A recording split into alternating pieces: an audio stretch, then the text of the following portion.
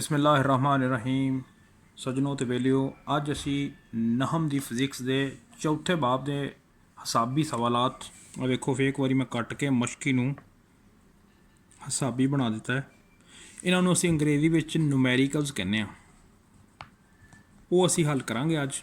तो आओ फिर अपना काम शुरू कर जी बेटा। पहला सवाल हैगा है कि मंदरजा झैल फोर्सिस का रिजल्टेंट मालूम कीजिए। पहले ही जी फोर्स हैगी 10 न्यूटन की हैगी एक्स एक्सिस की सम च, दूसरी हैगी 6 न्यूटन की फोर्स वाई एक्सिस की सम च, और तीसरी फोर्स हैगी 4 न्यूटन मनफी एक्स एक्सिस की सम च।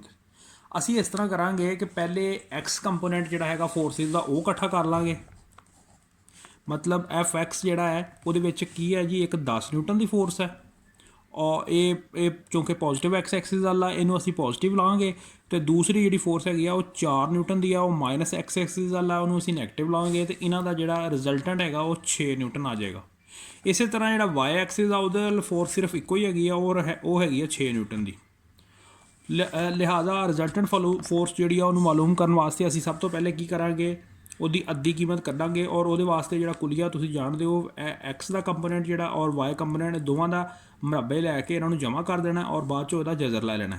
ਲਿਹਾਜ਼ਾ ਇੱਥੇ ਅਸੀਂ ਲਾਂਗੇ 6 ਦਾ ਮੁਰੱਬਾ और ਇੱਥੇ ਵੀ ਲਾਂਗੇ 6 ਦਾ ਮੁਰੱਬਾ, ਤੇ ਇਹ ਆ ਜਾਏਗਾ 36 ਜਮਾ 36 ਯਾਨੀ ਕਿ 72 ਦਾ ਜਜ਼ਰ। और 72 ਦਾ ਜਿਹੜਾ ਜਜ਼ਰ ਹੈ ਉਹ ਅਗਰ ਤੁਸੀਂ ਆਪਣਾ ਮਾਲੂਮ ਕਰੋ तो वो जवाब जोड़ा है तकरीबन 8.5 आ जाएगा। और ये चूँकि फोर्स हैगी है लिहाजा इसका यूनिट जोड़ा वो न्यूटन ही होएगा। ये तो वो हो गई अद्धी कीमत। दूसरे नंबर पर रिजल्टेंट फोर्स की जी समत हैगी वो मालूम करने वास्ते असी थीटा जो मालूम करते हैं कि बराबर होंगे टैन इनवर्स वाई कंपोनेंट बटा एक्स कंपोनेंट। लिहाजा ये बराबर आ जाएगा टैन इनवर्स 6/6। तो 6/6 जोड़ा वो एक होंगे, तो टैन इनवर्स एक जोड़ा है वह जवाब कितना आ जाएगा 45 दर्जे। ये वो होगी समत और ये एक्स एक्सिस के साथ है।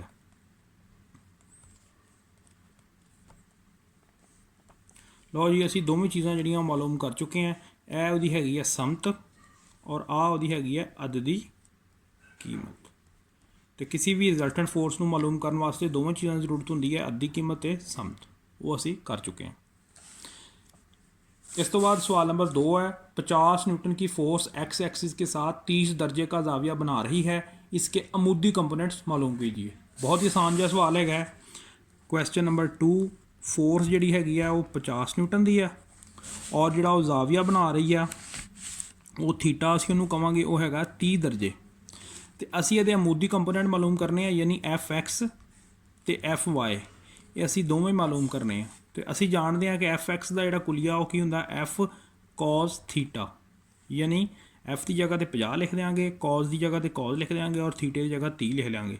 हुण कॉज 30 जोड़ा है वो असी मालूम करना है और उन्होंने मालूम करके वो जी भी कीमत आएगी उन्होंने असी 50 के नाल की करांगे ज़रब देंगे, तो 0.83 मेरा ख्याल आता है। तुसी एक दफ़ा कैलकुलेटर तो चेक कर लेना, दोनों ज़रब देंगे तो यह जवाब आ जाएगा 43.2 न्यूटन। ये हो गया इसका एक्स कंपोनेंट। तो अमूदी कंपोनेंट वास्ते जो दूसरा जोड़ा होंगे की होंगे वाई होंगे और वो कीमत होंगी है एफ साइन थीटा।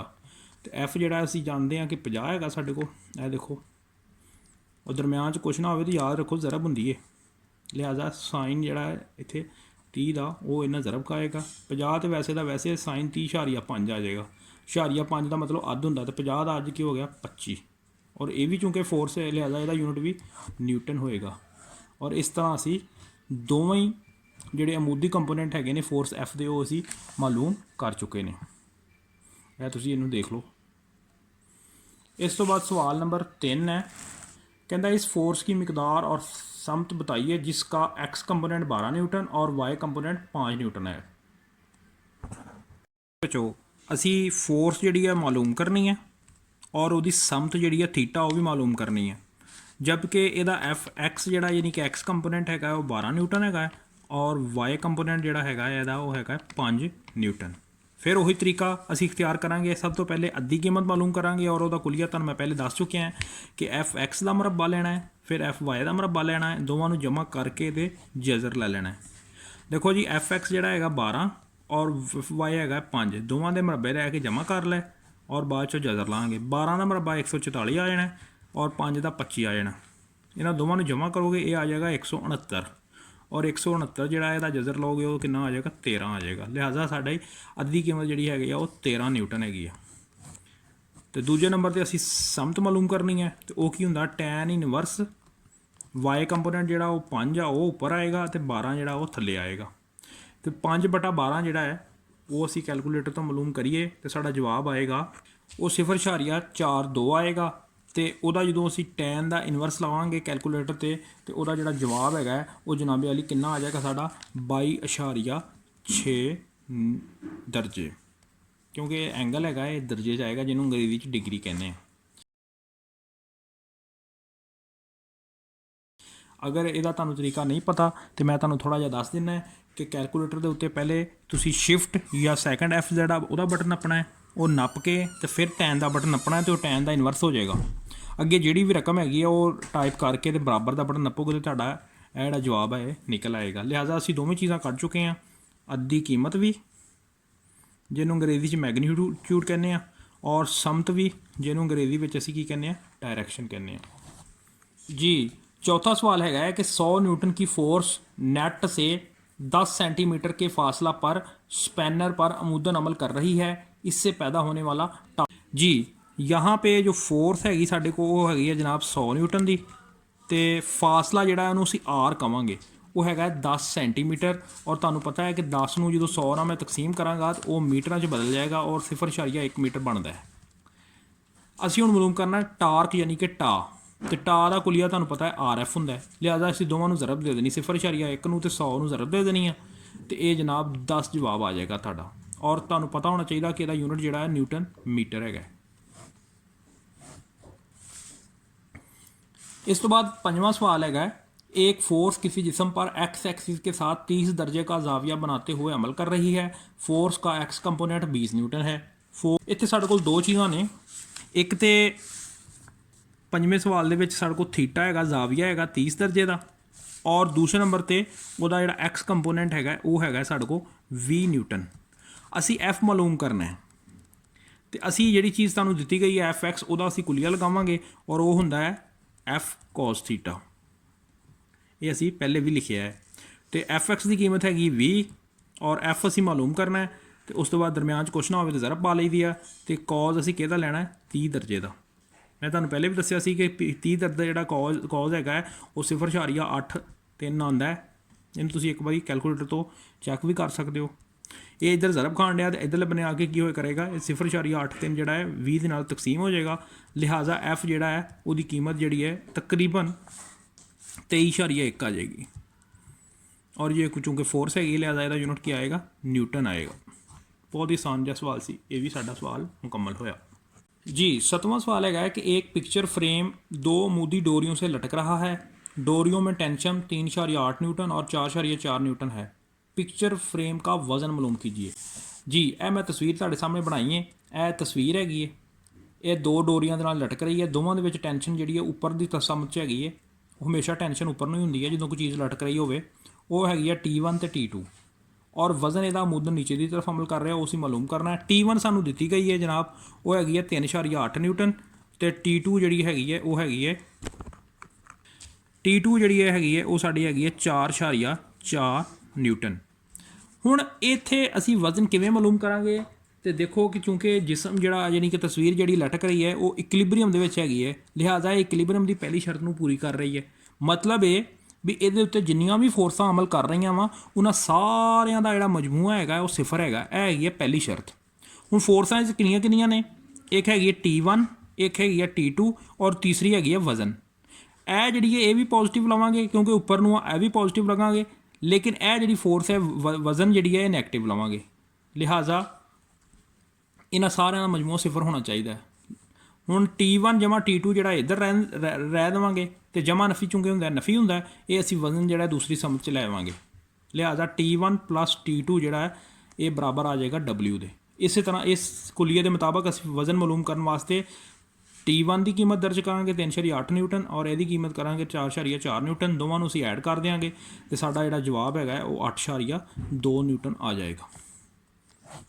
यानी ये जिहड़ा सवाल है असी इक्विलिब्रियम की पहली शर्त नूं इस्तेमाल करदे होया हल कीता है। 8वां सवाल है कि 5 किलोग्राम और 3 किलोग्राम के दो ब्लॉक्स डोरियों से लटकाए गए हैं जैसा कि शक्ल में दिखाया गया है। हर डोरी में देखो ये शक्ल मैं खुद बना ली है, यह तुम देख सकते हो कि पहला ब्लॉक जो 5 किलो का है वह मास मैं M1 किया है, दूसरा ब्लॉक जो 3 किलो का है थले टंगया हुआ है वह मास है M2। उतली डोरी में टेंशन जी तां मैं दिखाई है वह T1 है और थले वाली डोरी में टेंशन जी मैं दिखाई है वह T2 है, वह भी तां है।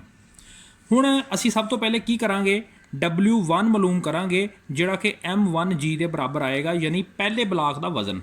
और वो मालूम करने वास्ते मैं की करांगा 5 नूं 10 दे नाल ज़रब देंगा तो ये आ जाएगा 50 न्यूटन।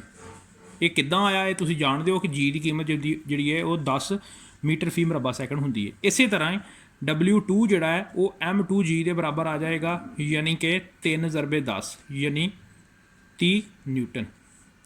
हुण गल यह पहले थले वाली डोरी में जी टेंशन T2 आ वो मैं मालूम करांगा। वो टेंशन जी कि बराबर है वो W2 के बराबर हैगी, क्योंकि ये जिहड़ा जिसम है इक्विलिब्रियम च हैगा वा, लिहाजा ये उत्ते जिन्नियां भी फोर्सां अमल कर रही वा उन्होंने मजमूआ कितना सिफर है। और वो फोर्सां दो ही ने किहड़ियां, एक तो यदा वजन यह जिहड़ा W2 थले नूं और टेंशन T उपर नूं, लिहाजा ये दोवें बराबर तो मुखालफ ने। लिहाजा टेंशन T2 जी है वजन W2 के बराबर हैगी, लिहाजा इसका जवाब जोड़ा 30 न्यूटन ही आ जाएगा सीधा सीधा। हुण असी आने T1 नाल। देखो T1 जी टेंशन आ ये इस डोरी हैगी है, ये पहला जोड़ा ब्लॉक है तो जो दूसरा ब्लॉक है ये दोवां दे वजन के बराबर ये टेंशन T1 होएगी, क्योंकि ये जी उपर वाली डोरी है इन्ना पहला जिसम भी लटक रहा तो दूसरा भी लटक रहा। पहला जिसम बराहे रास्ते तो दूसरा जिसम जोड़ा दूसरी डोरी के वास्ते लटक रहा, लेकिन लटक दो भी रहे ये। लिहाजा T1 जी है वो टेंशन जी है वो बराबर आएगी W1 तो W2 ये दोवां के मजमूए के बराबर आएगी, क्योंकि इक्विलिब्रियम की पहली शर्त कहती है भी कि कोई भी जिसम इक्विलिब्रियम हो तो वो उत्ते अमल करने वाली सारिया फोर्सां का मजमूआ सिफर होएगा। हुण ये उत्ते तां जी फोर्स अमल कर रही है वो T1 है डोरी के उत्ते, तो ठां जी फोर्सां इत्ते अमल कर रही ने किहड़ियां ने एदा तो एदा वजन है। लिहाजा दोवां असीं जमा करांगे तो जवाब साडा आ जाएगा 50 न्यूटन जमा 30 न्यूटन, यानी कि 80 न्यूटन। ये साडा 8वां सवाल जोड़ा वो भी मुकम्मल होया। हुण असीं 9वें सवाल लाने। 9वां सवाल है कि एक नट 10 सेंटीमीटर लंबा स्पैनर इस्तेमाल करके 200 न्यूटन की फोर्स से कस दिया गया। इसे 150 न्यूटन की फोर्स से ढीला करने के लिए कितना लंबा स्पैनर दरकार होगा। सवाल हल करने तो पहले मैं तुहानूं एक गल दसना चाहना, वो ये है कि याद रखो कि जदों असीं किसी नट नूं कसदे हाँ तो उहनूं कस्सण वास्ते जिन्ना टार्क असीं उहदे उत्ते अप्लाई कीता लगाया वा उन्ना ही खोलण वास्ते भी सानूं दरकार होएगा। ठीक है जी। इसदी मिसाल इदां ही है कि किसी बंदे को तुसीं अगर कर्जा लैंदे हो तो जिन्ना कर्जा लओगे फिर वापस भी तो उन्ना ही करना पैना है ना। लिहाजा खोलने का टार्क ये जड़ा वा ये बराबर होएगा कसने का टार्क, और टार्क का कुलिया जोड़ा होंदा वा R ज़रबे F होंदा। इधरले बने भी मैं यही लिखांगा तो इधरले बने भी मैं यही लिखांगा। इधर 1 1 कर देना, इधर मैं 2 2 कर देना। लिहाजा कसन वास्ते जोड़ा टार्क असीं इस्तेमाल किया सीगा वो कितना सी 200 न्यूटन की फोर्स सीगी और सेंटीमीटर वो किन्ने सीगे जनाब 10 सीगे। हुण असीं 150 न्यूटन की फोर्स इस्तेमाल करनी है और किन्ने सेंटीमीटर ये असीं मालूम करने R1 असीं मालूम करना है।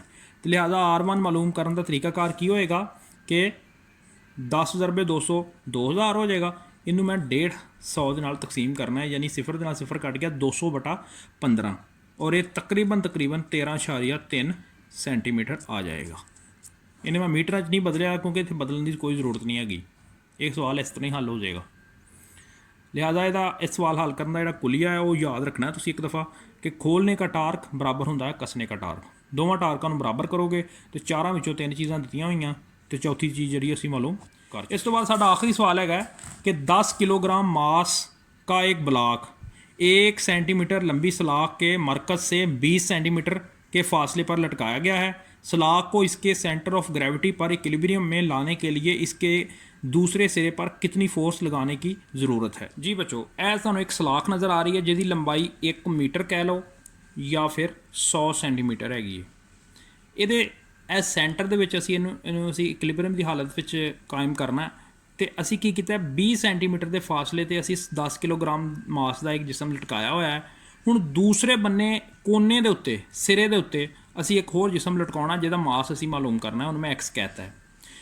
ਇਹ ਮਾਲੂਮ ਕਰਨ ਵਾਸਤੇ ਅਸੀਂ ਕੀ ਕਰਾਂਗੇ, ਅਸੀਂ ਇਹ ਕਰਾਂਗੇ ਕਿ इक्विलिब्रियम की जी दूसरी शर्त हैगी वो की होंदी है कि तमाम टारकों का जो मजमुआ है वो सिफर होना चाहिए। वो इत्ते लागू करांगे कि साडा ये सवाल जिहड़ा हल हो जाएगा। हुण खब्बे बन्ने जिहड़ा अपना साडा टार्क हैगा वो उहदा कुलिया मैं R1 ज़रबे F1 लिखांगा और सज्जे बन्ने जिहड़ा हैगा साडा उहदा मैं लिखांगा R2 ज़रबे F2। यानी थल्ले नूं सज्जे बन्ने घुमाउण वाला जिहड़ा टार्क है वो इधरले बन्ने लिख लिया, तो खब्बे बन्ने घुमाउण वाला टार्क जिहड़ा वो इधरले बन्ने लिख लिया। आइए इन्हां दीयां कीमतां दर्ज करदे हां। R1 जिहड़ा एक फासला हैगा इत्थों लग के इत्थे तक वो इहदा हैगा 20 सेंटीमीटर और फोर्स जिहड़ी है वो देखो हुण यह जिसम इन्ना लटक रहा है तो फोर्स कितनी लगा रहा है जिन्ना इहदा वजन है, ठीक है ना। फोर्स जिहड़ी है वजन के बराबर हैगी और फोर्स वजन के बराबर हैगी और वजन की हुंदा वा mg हुंदा वा ते मास ते इहदा हैगा वा 10, ठीक है। तो इनू जी की कीमत 10 के नाल ज़रब दे देनी है। इस तरह ही R2 जिहड़ा है साडा 50 सेंटीमीटर है और फोर्स F2 जिहड़ी है असीं मालूम करनी है, ठीक है जी। लिहाजा चूँकि हुण F2 असीं मालूम करनी है तो 20 ज़रबे 100 आ जाएगा और बटे विच की आ जाएगा 50 आ जाएगा। 50 दो बार 100 होंदा है तो 20 दो बार कितना आ जाएगा 40 और एक ही है न्यूटन दे विच आ जाएगी। लो जी साढ़े बाब 4 जिहड़ा है उहदे हिसाबी सवालात जिहड़े वो भी की हो गए जनाब ख़त्म शुद्ध हो गए।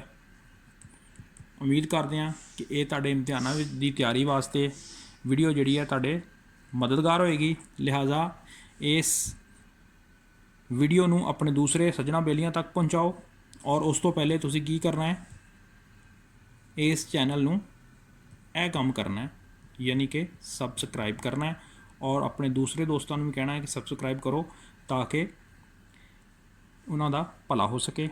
लो जी फिर मिलांगे, रब रख।